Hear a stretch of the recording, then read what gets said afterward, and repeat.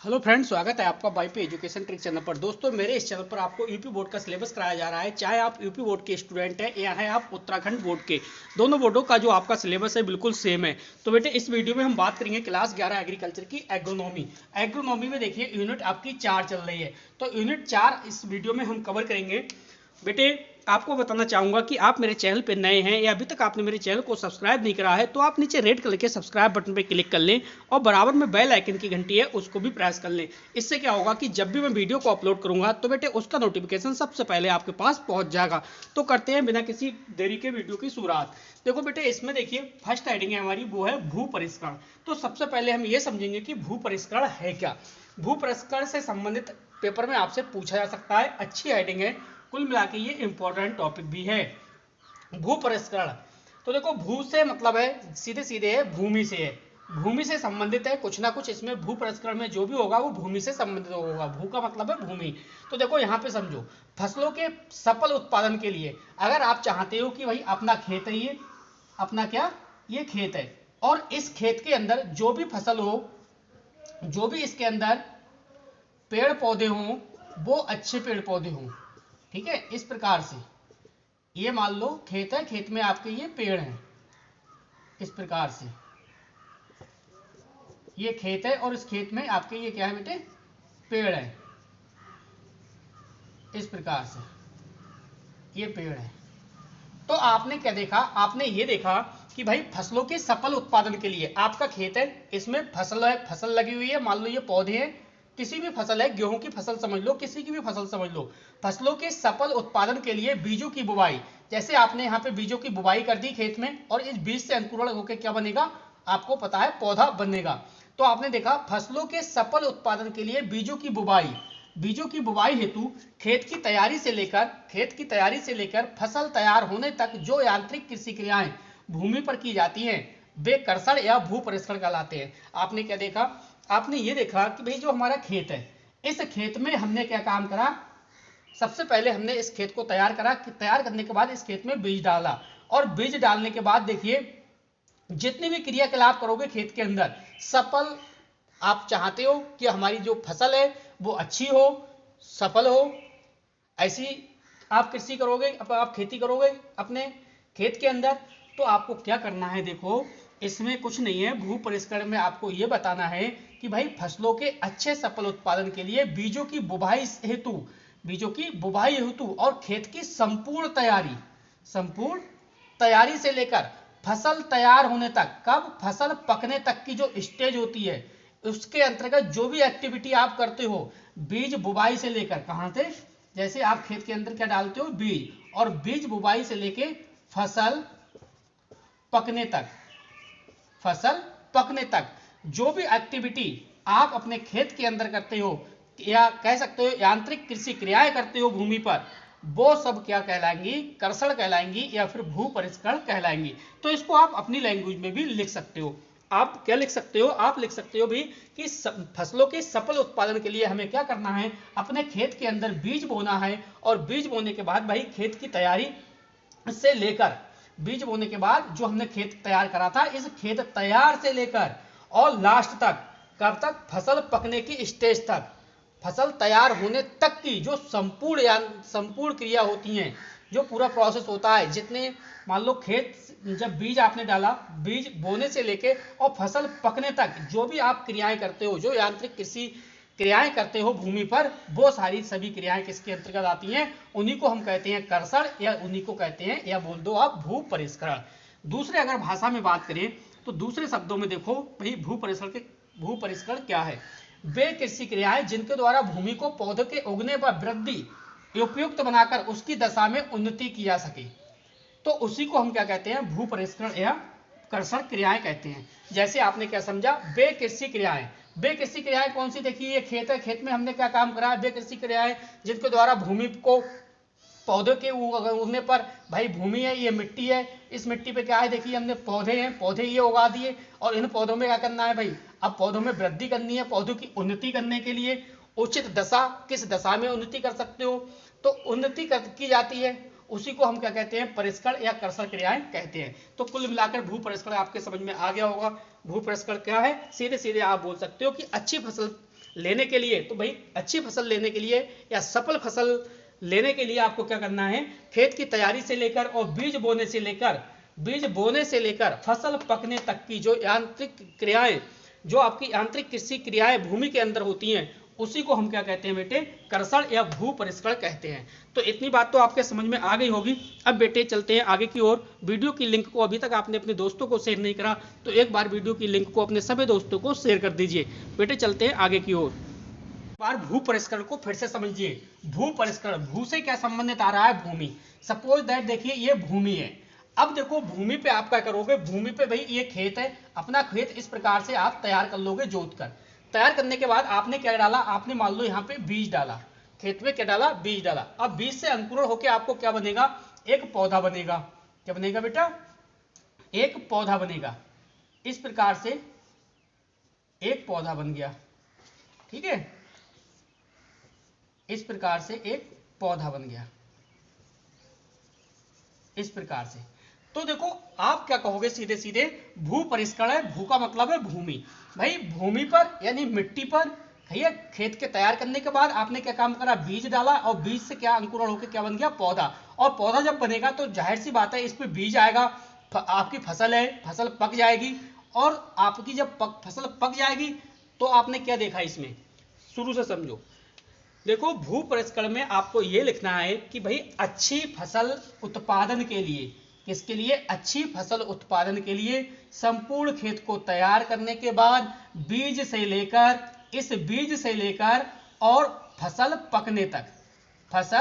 पकने तक की जो प्रोसेस होती है, सही है, इसके लिए जो कृषि या यांत्रिक क्रियाओं द्वारा जो भी आप एक्टिविटी करते हो पूरे 6 मंथ के अंदर, या जो जितने भी फसल की टाइम लिमिट हो उसके अंदर, इसी को हम क्या कहते हैं, भू परिष्करण कहते हैं। तो सिंपल भाषा में अपनी लैंग्वेज में लिख सकते हो, भाई अच्छी फसल उत्पादन के लिए आप क्या करोगे, खेत को तैयार करने के बाद उसमें बीज डालने से लेकर और फल और जो पौधा है, पौधे के पकने तक की, इस पकने तक की स्टेज को के अंतर्गत जो भी इस बीच टाइम में जो भी एक्टिविटी करते हो आप भूमि से रिलेटेड, वो सभी को हम क्या कहेंगे, इसी क्रिया को, इसी प्रोसेस को क्या कहेंगे, भू परिष्करण कहेंगे। तो बेटे चलते हैं आगे की ओर। बेटे अगली जो हमारी हेडिंग है वो है जैविक खेती। क्या है बेटे, जैविक खेती। तो जैविक खेती क्या है, पहले आप लिखा हुआ समझ लीजिए जो किताबी लैंग्वेज है, फिर मैं आपको अपनी लैंग्वेज में आराम से समझा दूंगा। तो देखो जैविक खेती में क्या होता है भाई, जैविक खेती कृषि के लिए वह विधि है, जैविक खेती कृषि की वह विधि है जो संश्लेषित उर्वरकों एवं संश्लेषित कीटनाशकों के उपयोग या न्यूनतम प्रयोग पर आधारित है, न्यूनतम प्रयोग पर आधारित है, तथा जो भूमि की उर्वरा शक्ति को बनाए रखने के लिए, खेती की आप मिट्टी की उर्वरा शक्ति को बनाए रखने के लिए आपको पता है भाई फसल चक्र अपनाओगे, बार बार फसल को बदल बदल के लगाना होता है। बदल बदल के फसल लगाने से क्या होता है, जो मिट्टी की उपजाऊ शक्ति है वो नष्ट नहीं होती, बनी रहती है। दूसरा है देखिए कंपोस्ट खाद, इसके बाद हरी खाद आदि का प्रयोग करते हैं।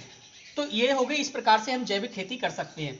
तो देखो जैविक खेती में आपको क्या करना है भी, जैविक खेती करने के लिए आपको क्या करना होगा, जो भी मार्केट की जो भी रसायन हैं, जो भी कीटनाशक हैं, जो भी फंजीसाइड हैं, या फिर जो भी आप कह सकते हो रसायन में जैसे यूरिया खाद वगैरह है, जितनी भी, वो मार्केट की खाद आपको रासायनिक वाली नहीं लगानी है। जैविक खेती करने के लिए आपको देखिए गोबर की खाद, हरी खाद और कंपोस्ट वगैरह जो भी है ये आपको लगानी होती है। इससे क्या है, उर्वरा शक्ति मिट्टी की वो बढ़ाई जाती है। लेकिन अगर आप मार्केट से केमिकल वगैरह लगा दोगे, रसायन लगा दोगे, तो इससे क्या होता है, जो मिट्टी है वो मिट्टी कठोर हो जाती है और जो मिट्टी की उर्वरा शक्ति है वो भी नष्ट हो जाती है। जैसे आपने देखा होगा कि अपने खेत के अंदर एक नाम सुना होगा ढेंचा का, क्या किसका, ढेंचा का। बहुत सारा आप बो देते हो इस खेत में और बोने के बाद हैरों से जब आप जुताई करते हो तो इससे आप काट देते हो खेत के अंदर ही, ये कट जाता है। तो इस प्रकार से ये हरी खाद है, हरी खाद मिट्टी में मिल जाती है और इससे भी क्या होता है, उपजाऊ शक्ति है वो बढ़ जाती है।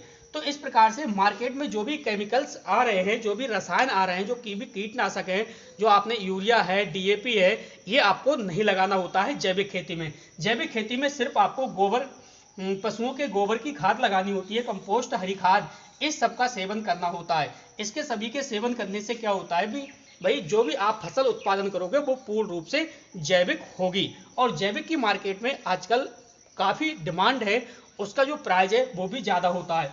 तो आपने क्या समझा भाई, जैविक खेती है कृषि के लिए, कृषि की वह विधि है जो संश्लेषित उर्वरकों एवं संश्लेषित कीटनाशकों के उपयोग या न्यूनतम प्रयोग पर आधारित है, तथा जो भूमि की उर्वरा शक्ति को बनाए रखने के लिए फसल चक्र में आपको पता है भाई, फसल चक्र में कुछ नहीं करना, बार बार फसल को बदल बदल के लगाना है, क्रॉप रोटेशन करना है। इससे क्या है, जो मिट्टी है, जो सॉइल है, उसकी फर्टिलिटी है वो बनी रहेगी, नष्ट नहीं होगी। कंपोस्ट, हरी खाद आदि का प्रयोग करते हैं। तो इस प्रकार से ये जैविक खेती है। जैविक खेती करने के लिए आपको पता चल गया किसका प्रयोग करना है और किसका प्रयोग नहीं करना है। आगे समझेंगे हम जैविक खेती के लाभ क्या है।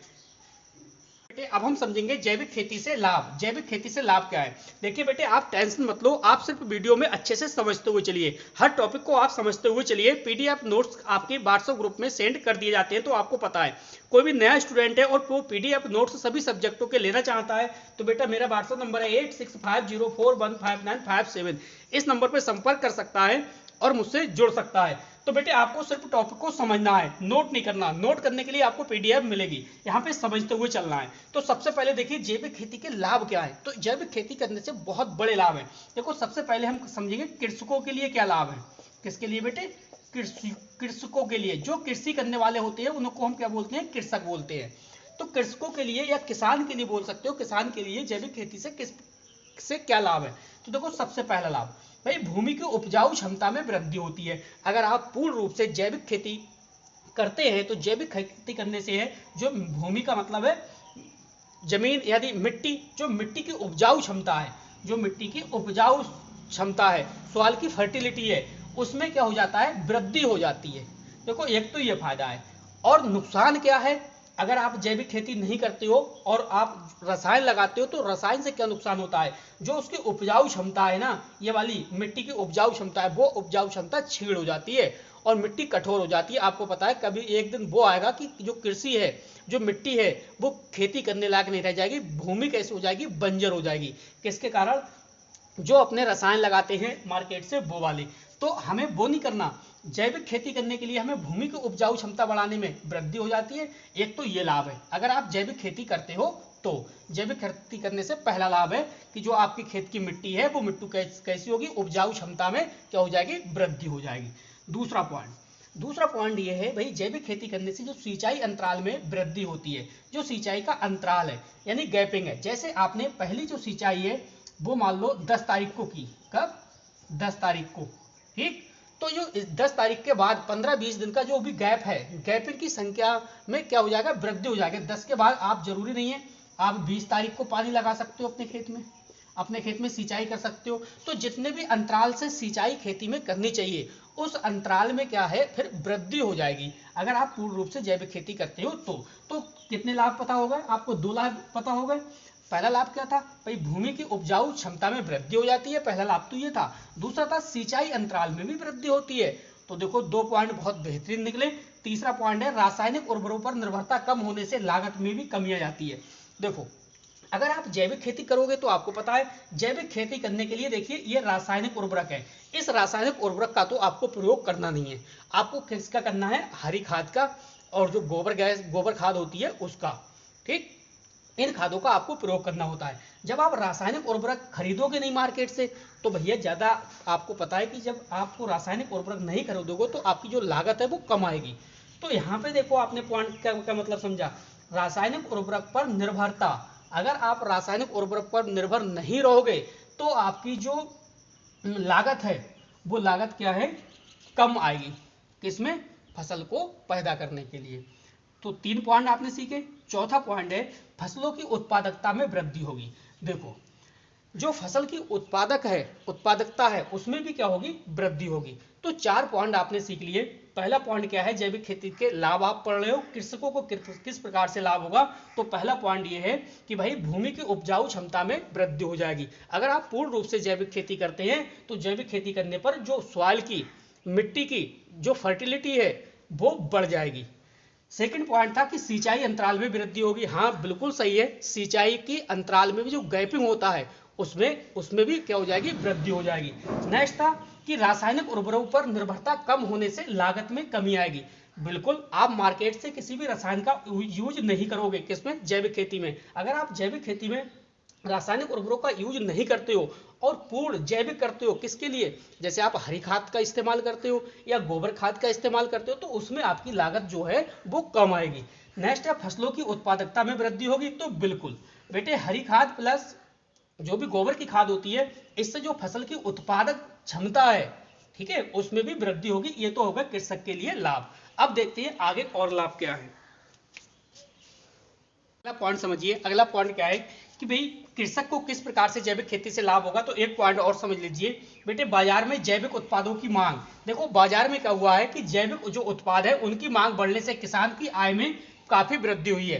देखो आपको पता आइडिया एक देता हूं कि मान लो अगर कोई भी रासायनिक खाद के प्रयोग से जो भी खेती हो रही है, अगर वो मान लो 1200 रुपए कुंटल है, कितना, 1200 रुपए कुंटल, और दूसरी फसल है जैविक खेती वाली, जैविक खेती वाली का रेट बता रहा हूं 3000 रुपए कुंटल, 3000 रुपए कुंटल, इतना बड़ा अंतर है। देखो जैविक खेती वाले में, जैविक खेती वाला जो प्रोडक्ट है, एक कुंटल अब अगर आप अपनी फसल का मूल है तो वो 3000 रुपए है, और उसी एक कुंटल का अगर आप रासायनिक के माध्यम से करते हैं, जो आप कर रहे हैं, तो वो 1200 रुपए है। तो इस प्रकार से आपने क्या देखा कि बाजार के अंदर जब भी जैविक उत्पादों की मांग बढ़ी है तो किसानों की आय में भी क्या हुई, वृद्धि हुई। तो इस प्रकार से आपने देखा कि किस प्रकार से भाई किसान को फायदा होता है जैविक खेती से।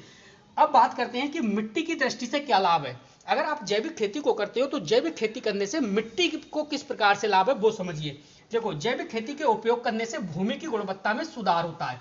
पहला सबसे अच्छा लाभ जो है, सबसे इंपॉर्टेंट लाभ है, वो क्या है कि अगर आप जैविक खेती करते हो तो जैविक खेती के उपयोग से भूमि की जो गुणवत्ता है उसमें काफी सुधार होता है, पहला पॉइंट। दूसरा है भूमि की जल धारण क्षमता जो है वो बढ़ती है। देखो ये भी बहुत अच्छा पॉइंट है। अगर आप जैविक खेती का इस्तेमाल करते हो तो जो भूमि की जल धारण क्षमता है वो भी बढ़ेगी। नेक्स्ट, भूमि से पानी का वाष्पीकरण कम होता है। तीसरा पॉइंट क्या है, कितना बढ़िया अच्छा है, देखिए कितना अच्छा पॉइंट है कि भूमि से पानी का वाष्पीकरण है वो कम होगा। देखिए आप रासायनिक खादों का इस्तेमाल करते हो, आप कीटनाशक, रासायनिक खादक जो भी आप इस समय जो खेती कर रहे हो उसमें क्या होता है, जैसे कि आपने आज अपने खेत में पानी भर के आए, ठीक है, और आप देखोगे कि कल शाम तक, मई जून के महीने में कल शाम तक खेत के अंदर एक भी बूंद पानी नहीं रहता है। क्यों नहीं रहता है कि क्योंकि वो टेम्परेचर हाई होता है, और टेम्परेचर हाई होने के साथ साथ में जो पानी है वो बाष्प बनकर वायुमंडल में उड़ जाता है, तो पानी खेत के अंदर रहता नहीं है। अगर आप भूमि से में अगर आप कहीं भी जैविक खेती करते हो, क्या करते हो, जैविक खेती, तो जैविक खेती करने से एक लाभ आपको ये होगा, जो भूमि से पानी है उसका वाष्पीकरण जो है वो कम होगा, किसकी तुलना में, रासायनिक खाद का आप इस्तेमाल करते हो उसकी तुलना में, ठीक है। पूर्ण जैविक खेती करते हो तो वाष्पीकरण है वो कम होगा। कम का मतलब धीरे धीरे पानी तो उड़ेगा, वाष्प बनकर वायुमंडल में चला जाएगा, लेकिन वो प्रक्रिया कैसी होगी, धीरे धीरे होगी। तो मिट्टी की दृष्टि से क्या लाभ है वो भी आपने समझ लिया। जैविक खेती करोगे तो मिट्टी की दृष्टि से क्या लाभ होंगे। पहला पॉइंट था कि जैविक खादों के उपयोग करने से भूमि की जो गुणवत्ता है उसमें काफी सुधार होगा। दूसरा पॉइंट है कि भूमि की जो जलधारण क्षमता है वो भी बढ़ेगी। तीसरा पॉइंट था भूमि से पानी का वाष्पीकरण भी कम होगा। तो इस प्रकार से मिट्टी की दृष्टि से भी आपने समझ लिया। अब समझेंगे हम पर्यावरण की दृष्टि से क्या लाभ है अगर हम जैविक खेती को करते हैं। तो बेटे चलते हैं आगे की ओर। अगला पॉइंट समझिए। अगला जो पॉइंट है देखिए वो है हमारा पर्यावरण की दृष्टि से। पर्यावरण की दृष्टि से जैविक खेती से क्या लाभ है। पर्यावरण की दृष्टि से जैविक खेती से क्या लाभ है समझो। देखो भूमि के जल स्तर में वृद्धि होगी। अगर आप पर्यावरण की दृष्टि से देख रहे हो तो पर्यावरण की दृष्टि से देखने पर आपको जैविक खेती करने से क्या लाभ मिलेगा। भूमि के जल स्तर में वृद्धि होगी, भूमि के जल स्तर में वृद्धि होगी जैविक खेती करने से। सेकंड, मिट्टी, खाद्य पदार्थ और जमीन में पानी के माध्यम से होने वाले प्रदूषण में भी कमी आएगी। क्यों आएगी प्रदूषण में कमी, आपको पता है। अगर आप ज्यादा केमिकल्स का, आपने देखा कि जो इंसेक्टिसाइड होते हैं, जो पेस्टिसाइड वगैरह आप लगाते हैं, बहुत ज्यादा कीटनाशक लगाते हैं, जहरीला होता है, और जब बरसात होती है तो वो धुल के कहाँ चले जाते हैं, नदियों और तालाबों में चले जाते हैं ना। और उससे क्या होता है भाई, उससे नुकसान होता है। आपको पता है प्रदूषण होता है, जल प्रदूषण होता है। इसके बाद कोई भी छिड़काव करते हैं कीटनाशक का तो आपको पता है उससे बहुत ज़्यादा जहरीला होता है, वो स्मेल आती है, तो स्मेल वायु में चली जाती है, तो वायु में क्या होता है, वायु प्रदूषण होता है और उससे जल प्रदूषण भी होता है। तो आप क्या करोगे, अगर आप देखिए जैविक खेती का यूज करते हो, जैविक खेती का इस्तेमाल करते हो, जैविक खेती करते हो, तो मिट्टी और खाद्य पदार्थ, मिट्टी यानी जो आपकी सॉइल है, जमीन बोलते हैं जिसे मिट्टी, वो और खाद्य पदार्थ जो मिट्टी में उगाए जा रहे हैं, पेड़ पौधे जो फसलें उगाते हैं उनसे खाद्य पदार्थ प्राप्त होता है, वो खाद्य पदार्थ, और जमीन में पानी, जमीन में पानी के माध्यम से होने वाला जो प्रदूषण है उसमें भी कमी आएगी। उसमें क्या आएगी बेटे, कमी आएगी। क्या करने से, जैविक खेती करने से। तो ये पर्यावरण की दृष्टि से हमें लाभ है। सेकंड, कचरे का उपयोग खाद बनाने में होने से बीमारियों में कमी आती है। देखो क्या होता है, कूड़ा करकट कचरा है, ठीक है, कूड़ा करकट कचरा है, अगर आप उसे फेंक दोगे कहीं पे भी, ऐसे स्थानों पर रोड के किनारे आप फेंक दोगे, बहुत सारा आपने देखा होगा शहरों में कितना कचरा इकट्ठा हो जाता है और रोड के किनारे डाल दिया जाता है। जब हवा चलती है तो आपको पता है कि सांस लेने में भी कठिनाई होती है, इससे क्या होता है, वायु प्रदूषण होता है। और जब सैलाब या तेजी के साथ पानी आता है तो वो रिल जाता है, तो उससे भी क्या होता है, जो पानी होता है वो नदियों और तालाबों में चला जाता है, कूड़ा करकट बह जाता है, उससे जल प्रदूषण होता है। तो एक तो जल प्रदूषण और कूड़ा कचरे से क्या होता है, एक वायु प्रदूषण, बहुत ज्यादा हानि होती है। अगर वो उससे क्या करोगे, आप उस कचरे का उपयोग आप खाद के रूप में बनाओगे, उस कचरे की आप खाद बनाओगे, तो खाद बनाने से क्या होगा, जो बीमारियां हैं वो बीमारियां कम होंगी। जाहिर सी बात है, अगर आप दूषित पानी पियोगे तो दूषित पानी से पता है आपको क्या होता है, पीलिया हो सकती है, टाइफाइड हो सकता है, इस प्रकार से। अगला पॉइंट है, फसल उत्पादन की लागत में कमी और आय में वृद्धि होगी। अगर आप पूर्ण रूप से जैविक खेती करते हैं, आपको पता है कि इसकी लागत में, फसल उत्पादन में जो लागत लगेगी वो लागत में क्या आएगी, कमी आएगी, क्योंकि मार्केट की अपेक्षा जो भी आप डीएपी, जो भी यूरिया आप लगाते हो, जो भी प्रोडक्ट लगाते हो बाहर से रसायन, वो महंगा होता है। जैविक खेती के में क्या होगा, आपको पता है गोबर खाद लगाओगे, हरी खाद लगाओगे, वो थोड़ी सस्ती पड़ेगी, तो लागत में भी कमी आएगी। इसके साथ साथ जो आय है, आय में भी वृद्धि आएगी। आय में वृद्धि क्यों होगी, आपको पता है जो जैविक खेती वाली फसल होती है उसका गेहूं प्लस धान का रेट 3,000 रुपए प्रति क्विंटल या 4,000 रुपए प्रति क्विंटल, इस हिसाब से रेट मिलता है। और जो रासायनिक रूप से आप खेती करते हो उसमें कितना मिलता है, 1,200 रुपए, 1,300 रुपए।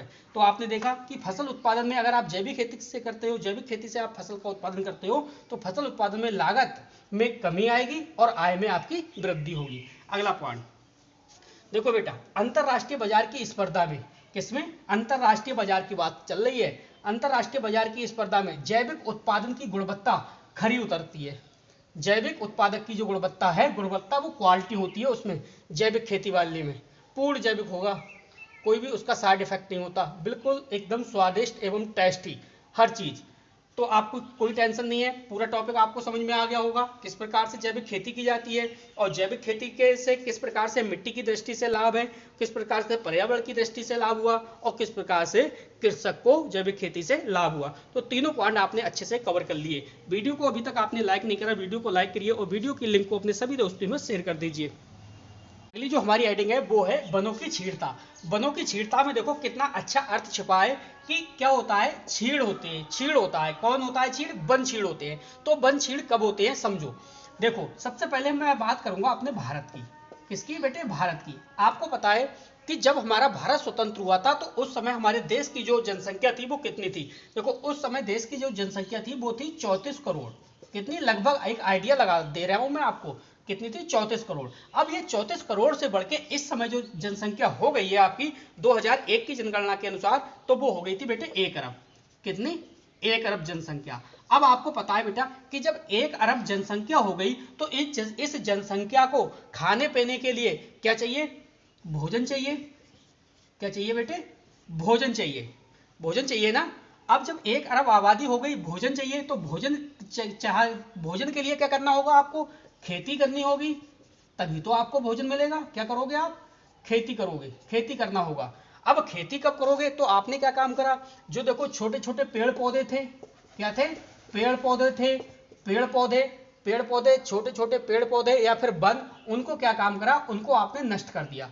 जब आपने पेड़ पौधों को नष्ट कर दिया और पेड़ पौधे को नष्ट करने के बाद आपने अपना क्या बना लिया, ये खेत बना लिया और यहाँ पे खेत पे फसल को बोने लगे आप। फसल उगाने लगे। क्योंकि फसल इसलिए उगाने लगे क्योंकि हमें पेट भी तो भरना है, क्योंकि हमें भोजन प्राप्त करना है, क्योंकि जनसंख्या इतनी बढ़ गई, जनसंख्या इतनी बढ़ गई कि भोजन की ज़्यादा आवश्यकता होने लगी, खाद्य सामग्री अधिक चाहिए। जब खाद्य सामग्री अधिक चाहिए तो भाई तभी तो खाद्य सामग्री मिलेगी जब हम खेती करेंगे, और जब हम खेती करेंगे तो खेती होगी नहीं। क्यों नहीं होगी? खेत इतने हैं नहीं, जमीन इतनी है नहीं। तो जहाँ पे भी पेड़ पौधे हैं उन पेड़ पौधों और वनों को नष्ट करेंगे। जब हम पेड़ पौधे और वनों को नष्ट करेंगे तो वहाँ पे हम क्या करेंगे? फिर खेती करेंगे ना। ये तो हमारे पेट की बात होगी, खेती करने के बाद हमने पेट भर लिया। अब दूसरी बात ये बताओ, जब भैया जनसंख्या बढ़ेगी तो आपको आवास नहीं चाहिए? क्या आपको आवास नहीं चाहिए? भाई आपको आवास भी तो चाहिए। आवास का मतलब मकान, आपको अब रहने के लिए मकान तो चाहिए। जनसंख्या 34 करोड़ थी तो मकान चाहिए, अब 1 अरब से ज्यादा हो गई तो भी आपको मकान चाहिए। तो भैया आवास बनाने के लिए आप क्या करोगे? जंगलों को काटोगे, खेत खलियान जो भी होगा उनको नष्ट करोगे। खेत खलियान को नष्ट करने के बाद आप क्या करोगे? फिर आप अपने आवास बना लोगे। आवास चाहिए ना। इसके बाद भाई आवास चलने के साथ साथ में आपको क्या चाहिए? आवास के साथ साथ में भाई आपको सड़क भी तो चाहिए। आपको चलने के लिए क्या चाहिए? सड़क चाहिए। और सड़क ऐसे स्थानों से चाहिए बिल्कुल शॉर्टकट हो, बहुत कम समय में बहुत दूरी अधिक तय कर दी जाए। तो भाई चाहे आप जंगल पड़े, चाहे ज्यादा बड़ा वन पड़े, फिर तो आपको क्या है? आपको चलने के लिए उसमें से रोड निकाला जाएगा, आप उस रोड पे चलिए। जब आप उस रोड पे चलोगे तो भाई चाहे जंगल पड़े, वन पड़े, उसे तो काटना पड़ेगा। तो आपने तब भी वनों को काटा। जब आपने चलने के लिए सड़क तैयार करी तो भी आपने वनों को काटा। और जब आपने भोजन करा, भोजन करने के लिए क्या चाहिए? तो भी आपने भाई पेड़ पौधों को नष्ट करा, जंगलों को नष्ट करा। पेड़ पौधों को तब आपने इसलिए नष्ट करा क्योंकि आपने खेती की, तब नष्ट करा। अब आपने आवास बनाया तो भी वनों को नष्ट करा, तो भी पेड़ पौधों को नष्ट करा। अब आप अपने रोडों पे चल रहे हैं तो भी इसे नष्ट कर रहे हैं वनों को। चलने के साथ साथ में और कुछ, हाँ और क्या? देखिए रेल मार्ग, क्या करा आपने? रेल मार्ग। जब आपने रेल मार्ग की जो लाइन होती है उस पे आपने रेलगाड़ी, ट्रेन चलाई, तो ट्रेन चलाई तो भी आपने क्या काम करा? जहां वन थे, जो जहां पे अच्छे अच्छे पेड़ पौधे थे वो बीच में आए तो उनको आपने जंगल को साफ करा और वहां से बीच से लाइन गुजार दी, रेलगाड़ी चला दी, तो भी आपने नष्ट करा। इसके साथ साथ आपको भाई वनों से क्या चाहिए? आपको ईंधन भी तो चाहिए। आपने ईंधन प्राप्त करने के लिए वनों को नष्ट कर दिया। ईंधन प्राप्त करने के साथ साथ आपने क्या काम करा? आपने इमारती फर्नीचर बनाया। आपने अपना फर्नीचर भी तो बनाया सोने के लिए। उस फर्नीचर को भी आपने किससे? आपने वनों को काटा। वनों को काटा ना, तो वनों की छीड़ता आपने देख ली। तो ये टोटल जो थी वनों की छीड़ता थी, एक बार फिर से मैं रिवाइज करा देता हूं। इसकी पीडीएफ आपको मिल जाएगी, आप टेंशन ना लें, सिर्फ टॉपिक्स को समझें। देखो बेटे, हमारी जो हेडिंग है वो है वनों की छीड़ता।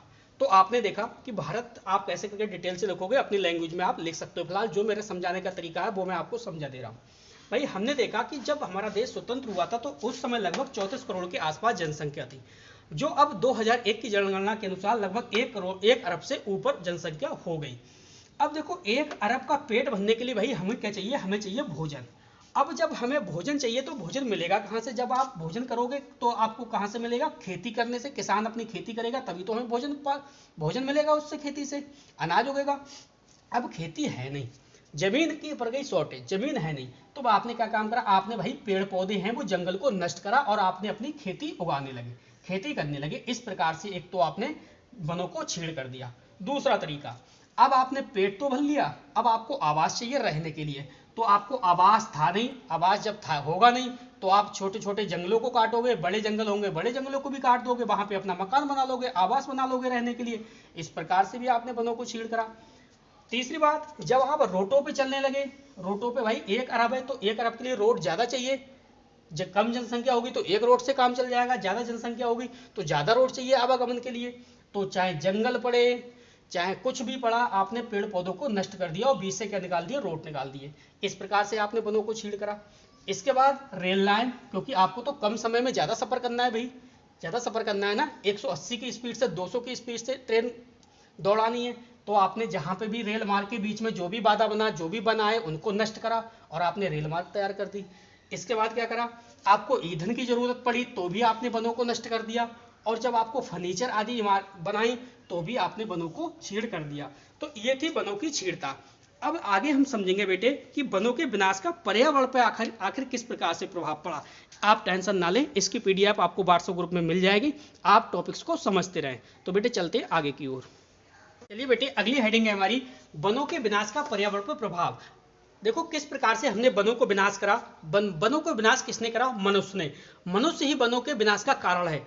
अब दूसरी हेडिंग हम देखो यहाँ पे पढ़ेंगे कि वनों के विनाश का पर्यावरण पर क्या प्रभाव पड़ा। जो पर्यावरण है उस पर वनों का विनाश तो कर दिया, लेकिन उसके रिजल्ट देख लो। अब उसके रिजल्ट क्या है, उसके कितने खतरनाक रिजल्ट है। तो समझो पर्यावरण पर क्या प्रभाव पड़ा। पहला, जब आपने वनों की कटाई करी तो वनों की कटाई के कारण देखिए मिट्टी के कटाव में बहुत अधिक वृद्धि हुई। मिट्टी के कटाव में बहुत अधिक वृद्धि हुई। मिट्टी के कटाव को आप तभी रोक सकते हो जब ज्यादा से ज्यादा आप पौधे वृक्षारोपण अच्छे से कर सकते हो, तो भूमि को कटने से रोक सकते हो। लेकिन जब आपने वनों को नष्ट ही कर दिया तो क्या मिट्टी को आप कटने से रोक सकते हो? बिल्कुल नहीं। तो यहाँ पे जो मिट्टी के कटाव में हुई है वो वृद्धि हुई है, पहला नेगेटिव पॉइंट। दूसरा, देश में वायु प्रदूषण बढ़ा है। अब आपको पता है भाई, जब आप वृक्षारोपण करोगे नहीं, जितने वृक्ष थे, जितने वन थे, वो आपने नष्ट कर दिए, वो आपने काट दिए, तो वायु प्रदूषण बढ़ेगा नहीं। जाहिर सी बात है वायु प्रदूषण तो बढ़ना है। तो ये तो पॉइंट आपको पता है कि देश में वायु प्रदूषण बढ़ा है। किस कारण बढ़ा है? क्योंकि वनों का विनाश कर दिया, वन रहे नहीं उतने जितने होने चाहिए। नेक्स्ट है, वायु में CO2 गैसों में वृद्धि होने के कारण पृथ्वी के तापमान में वृद्धि हुई। एक बात बताओ, आपको पता है कि पेड़ पौधे जो होते हैं वो ऑक्सीजन देते हैं और जो मनुष्य होता है वो CO2 देता है। आपको पता है जो मनुष्य होता है वो मनुष्य सांस लेते समय क्या लेगा? ऑक्सीजन लेगा। और जो पौधे होते हैं वो क्या लेते हैं? कार्बन डाइऑक्साइड लेते हैं। ये बात तो आपको पता है। जब आपने पूरे भारत से जब आप वनों को नष्ट कर दोगे, पेड़ पौधों को नष्ट कर दोगे, तो पृथ्वी पर मनुष्यों की संख्या ज्यादा है। जाहिर सी बात है जब मनुष्यों की संख्या अधिक हो गई तो उसे ऑक्सीजन ज्यादा चाहिए, ऑक्सीजन मिलेगी नहीं। तो फिर जब मनुष्य अधिक हैं तो उसमें CO2 की मात्रा में क्या हो जाएगी? वृद्धि हो जाएगी। और जब CO2 की मात्रा में वृद्धि होगी तो भाई साहब जो टेम्परेचर है वो टेम्परेचर क्या होगा? हाई होगा। तो ये नेगेटिव पॉइंट आपने समझ लिया। नेक्स्ट है, वनस्पतियों की कुछ जातियां समाप्त हो गई। बिल्कुल, कुछ वनस्पतियां ऐसी हैं, जब आपने वनों का कटान करना शुरू कर दिया, जब आपने बड़े बड़े जंगल काट दिए, तो भाई साहब कुछ जो वनस्पतियां थी वो बिल्कुल विलुप्त हो गई। नेक्स्ट पॉइंट क्या है कि भूमि की उर्वरा शक्ति में कमी आई। अगला पॉइंट, पांचवा, मिट्टी का असंतुलन बढ़ा। हाँ, तो मिट्टी का जो संतुलन बना हुआ था, पहले जब पेड़ पौधे लगे हुए थे उनका और मिट्टी का क्या था? आपस में संतुलन बना हुआ था। अब जब से वन आपने काट दिया, वनों को छीड़ कर दिया, तब से मिट्टी का भी असंतुलन, जो संतुलन था वो बिगड़ गया, असंतुलन में आ गई। इशारे में मिट्टी कट जाती है, आपको पता ही है, मृदा अपरदन जिसे बोलते हैं। नेक्स्ट है, भूमि की उर्वरता में कमी आई। हाँ तो बेटा, भूमि की उर्वरता में भी कमी आई। किसके कारण? वनों के विनाश के कारण। नेक्स्ट है, लकड़ी तथा जड़ी बूटियों में भी कमी आई। हाँ बिल्कुल, अब आप देख रहे हो जिस जड़ी बूटी की आवश्यकता होगी, अब पता लगी जंगल है नहीं, जंगल सब आपने नष्ट कर दिए, वन सब आपने छीड़ कर दिए, तो जंगल में जड़ी बूटी कहाँ से मिलेगी? जब आपने वहां पे आवास बना दिए, मिलेगी। तो इसमें भी क्या आई बेटे? कमी आई। आपको पता है कि लकड़ी की कौन सी बात हो रही है? साधारण लकड़ी की बात नहीं हो रही, यहाँ पे बात हो रही है इमारती लकड़ी की। इमारती लकड़ी तथा जड़ी बूटियों में भी क्या आई है? कमी आई है। अगला पॉइंट समझो। अगला पॉइंट है कि देश में न केवल बीमारियों का प्रतिशत बढ़ा है बल्कि बीमारियों की संख्या में भी वृद्धि हुई है। वाह भाई वाह, देखिए बेटे कितना अच्छा पॉइंट है। देश में न केवल बीमारियों का प्रतिशत बढ़ा बल्कि बीमारियों की संख्या में वृद्धि हुई। समझ रहे हो? पहले एक बीमारी थी और अब जब वन छीड़ हो गए तो एक छोड़ 10 बीमारियों ने आपको घेर लिया। बात आई समझ में? तो यहाँ पे बीमारी का प्रतिशत बढ़ा है। देखो, देश में न केवल बीमारियों का प्रतिशत बढ़ा बल्कि बीमारियों की संख्या में वृद्धि हुई। बल्कि क्या हुआ? बीमारियों की संख्या में बेटे वृद्धि हुई यहाँ पे। तो ये आपने देखा, जब जब आपने वनों का विनाश करा, जब आपको शुद्ध वायु की आवश्यकता थी, तब कोई भी रोग जल्दी नहीं लगता था आपकी बॉडी में। जब वृक्ष नहीं रहे, प्रदूषण इतना बढ़ा, शहरों में इंडस्ट्री लग गई, जल आपने प्रदूषित कर लिया, जल आपका बिल्कुल शुद्ध पीने को नहीं मिल रहा, फिर आप RO लगा रहे, तो इससे क्या होता है भैया? बीमारियां तो बढ़ेंगी ही बढ़ेंगी, जाहिर सी बात है। तो आपने क्या देखा कि भाई देश में न केवल बीमारियों का प्रतिशत बढ़ा, बीमारी का प्रतिशत तो बड़ा ही बड़ा है, इसके साथ साथ में जो बीमारियों की संख्या है इसमें भी क्या हुई है? वृद्धि हुई है। नेक्स्ट देखिए, बाढ़, सूखा, भूस्खलन आदि प्रकोप भी बढ़े हैं। तो ये तो है बेटे वनों के विनाश का प्रभाव। अच्छे से आप समझ गए, इसकी PDF है वो आपके ग्रुप में सेंड कर दी जाएगी। तो बेटे चलते हैं आगे की ओर। आगे समझिए। देखिए इन सब कुप्रभावों से बचने के क्या उपाय हैं। इतनी सारी वनों की छीनता के कारण इतने सारे हमें नेगेटिव पॉइंट मिले, इतने सारे पर्यावरण पर प्रभाव पड़े, जो इनसे कहीं ना कहीं मानव भी प्रभावित हुआ। तो इन सब कुप्रभावों से हम किस प्रकार से बच सकते हैं, तो बेटे कुछ प्लस पॉइंट भी समझ लीजिए। देखो हम किस प्रकार से बच सकते हैं। जनसंख्या में तीव्र गति से क्या हो रही है, जनसंख्या में तीव्र गति से वृद्धि हो रही है। इस जनसंख्या में अगर हम तीव्र गति से जो वृद्धि हो रही है उसको हम कंट्रोल कर ले, उसको क्या कर ले, कंट्रोल कर ले, तो बेटा इन कुप्रभावों से बचा जा सकता है। कैसे बचा सकता है, आपको पता है, जब आप जनसंख्या को कंट्रोल कर लोगे, जनसंख्या सीमित होगी। जब जनसंख्या सीमित होगी तो आपको सीमित आवास चाहिए रहने के लिए, सीमित सड़क चाहिए, और आपको क्या चाहिए, इमारती जो लकड़ी होगी उसको भी आपको कम चाहिए, और वनों को भी काटना आपको फिर आपको कम पड़ेगा, और ऑक्सीजन की भी कम आवश्यकता होगी। जब कम आबादी होगी तो वृक्ष अधिक होंगे, तो इसमें पर्यावरण में भी संतुलन आपस में बना रहेगा, क्योंकि जो कार्बन डाइऑक्साइड की मात्रा है, कम आबादी हो जाएगी तो कार्बन डाइऑक्साइड की मात्रा भी कमी रहेगी। इससे क्या है, जो टेम्परेचर है वो टेम्परेचर भी हाई नहीं होगा। टेम्परेचर हाई होने से पता है क्या हो जाएगा, अगर CO2 की मात्रा अधिक हो गई, बहुत ज्यादा अधिक हो गई, तो टेम्परेचर इतना हाई हो जाएगा कि जो ग्लेशियर है वो पिघलने लगेंगे। जब ग्लेशियर पिघलने लगेंगे तो बाढ़ जैसी स्थिति आ जाएगी। तो आगे समझो। नेक्स्ट है वनों के विनाश को रोकना। तो हाँ बिल्कुल, वनों का विनाश है वो अपने आप ही रुक जाएगा जब जनसंख्या को हम कंट्रोल कर लेंगे। जनसंख्या की वृद्धि को क्या करना है, नियंत्रित करना है, कंट्रोल करना है। जब कंट्रोल कर लेंगे तो वनों का विनाश अपने आप ही रुक जाएगा। वृक्षारोपण करें। बिल्कुल, हम जब वृक्षारोपण करेंगे तो आराम से इन कुप्रभावों से बचा जा सकता है। तो आपने बेटे क्या समझा, कुप्रभावों से बचने के लिए आपने क्या समझा, भाई जो जनसंख्या में तीव्र गति से वृद्धि हो रही है, इस वृद्धि को आपको क्या करना पड़ेगा, कंट्रोल करना पड़ेगा, तब आप इस कुप्रभाव से बच सकते हो। कौन से, जो आपने पिछले 8-10 नेगेटिव पॉइंट पढ़े थे उनसे। नेक्स्ट है वनों का विनाश को रोकना। तो वनों का विनाश तो रुक जाएगा, कोई टेंशन नहीं है, जब आप जनसंख्या की वृद्धि को कंट्रोल करोगे तब। नेक्स्ट है वृक्षारोपण करें। तो ये थे कुप्रभाव से बचने के उपाय। तो बेटे इस वीडियो में बस इतना ही था। अगर कोई भी स्टूडेंट मेरे चैनल से जुड़ना चाहता है, देखिए आपका अपना परिवार है YP एजुकेशन ट्रिक चैनल। आपको मेरे चैनल पे क्लास 11 एग्रीकल्चर के ऑल सब्जेक्ट आपको मिल जाएंगे, PDF नोट्स उपलब्ध है, आपको कोई भी समस्या नहीं होगी। मेरा व्हाट्सएप नंबर है 8650415957। इस नंबर पे आप संपर्क कर सकते हैं, आपकी प्रॉब्लम सॉल्व कर दी जाएगी। तो बेटे इस वीडियो में बस इतना ही था, मिलते हैं नेक्स्ट वीडियो में। तो बेटे वीडियो देखने के लिए आपका बहुत बहुत धन्यवाद।